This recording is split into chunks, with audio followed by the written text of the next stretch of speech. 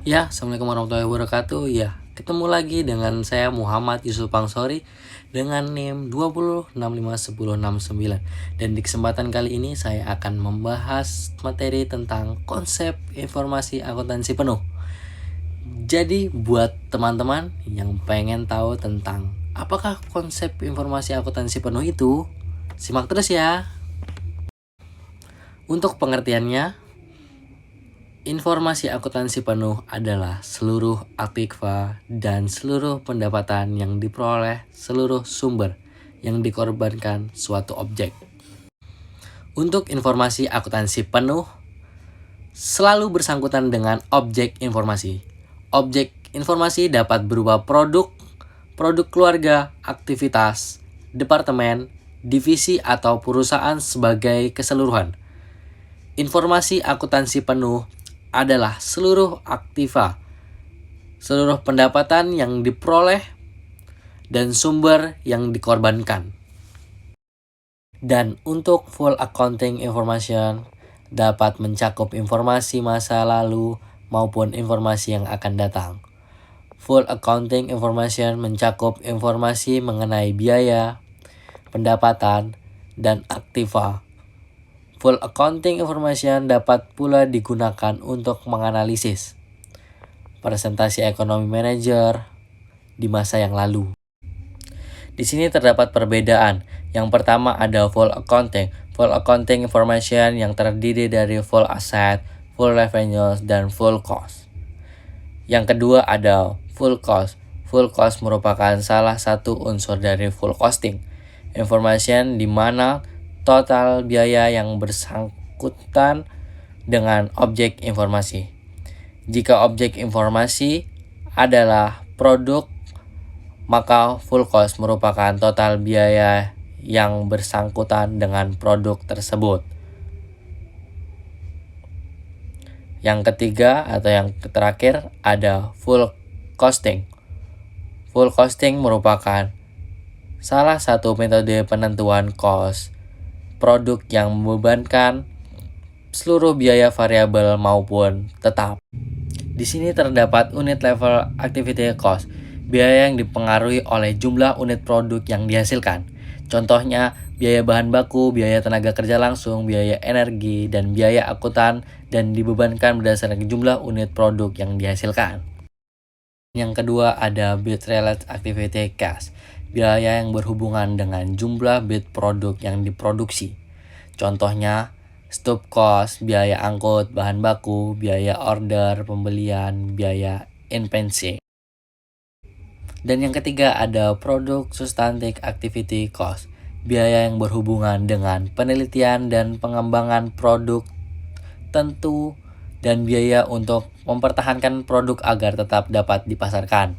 Contohnya, biaya desain produk, desain proses pengelolaan produk, dan biaya pengujian. Dan yang terakhir atau yang keempat, facility substantive activity cost, biaya yang berhubungan dengan kegiatan untuk mempertahankan kapasitas yang dimiliki oleh perusahaan. Contohnya biaya depresiasi, biaya amortisasi, biaya asuransi, biaya gaji karyawan.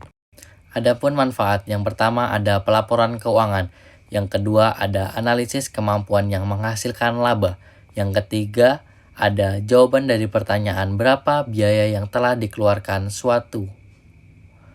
Yang keempat ada menentukan jual beli dalam cost type kontrak.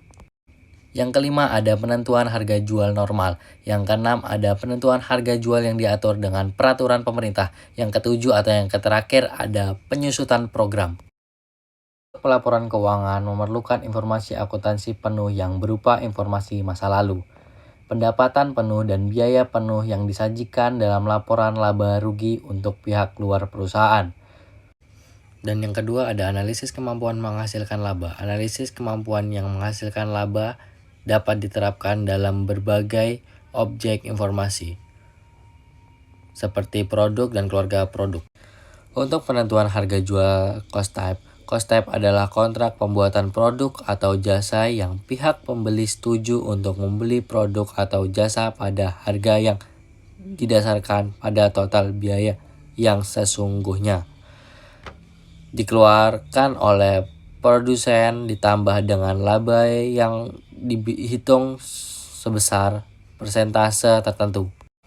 Dan selanjutnya untuk penentuan harga jual normal, manajemen memerlukan informasi biaya penuh untuk memperhitungkan konsekuensi laba dari setiap alternatif harga jual yang dibentuk di pasar. Selanjutnya untuk penentuan harga jual produk atau jasa yang dihasilkan untuk memenuhi kebutuhan pokok masyarakat ditentukan berdasarkan biaya penuh masa yang akan datang ditambah laba yang diharapkan. Untuk penyusutan produk, proses pengambilan keputusan mengenai program yang akan dilaksanakan oleh organisasi dan penaksiran jumlah sumber data yang akan dialokasikan kepada setiap program tersebut. Untuk informasi akuntansi biaya penuh yang telah dilakukan untuk sesuatu berperan bagi manajemen. Yang pertama, evaluasi konsumsi sumber daya yang dikorbankan untuk sesuatu. Yang kedua, penyediaan informasi. Yang ketiga, pengambilan keputusan membeli atau membuat sendiri. Yang keempat, penentuan harga jual produk atau jasa. Yang kelima, penyediaan kemudahan dalam menghilangkan pemborosan dengan menyediakan informasi biaya untuk aktivitas, bukan penambahan nilai. Untuk materi yang terakhir, rekayasa informasi akuntansi penuh. Metode pembebanan biaya yang digunakan dalam rekayasa informasi. A. Pembebanan biaya tidak langsung untuk penyediaan informasi bagi pengambilan keputusan. Yang B. Pembebanan biaya tidak langsung untuk pelaporan keuangan pada pihak perusahaan. Dan yang C. Yang terakhir, pembebanan biaya tidak langsung untuk pengukuran kinerja manajer. Nah, itu dia materi yang saya bisa sampaikan. Kurang lebihnya saya mohon maaf. Sekian dari saya. Terima kasih. Wassalamualaikum warahmatullahi wabarakatuh.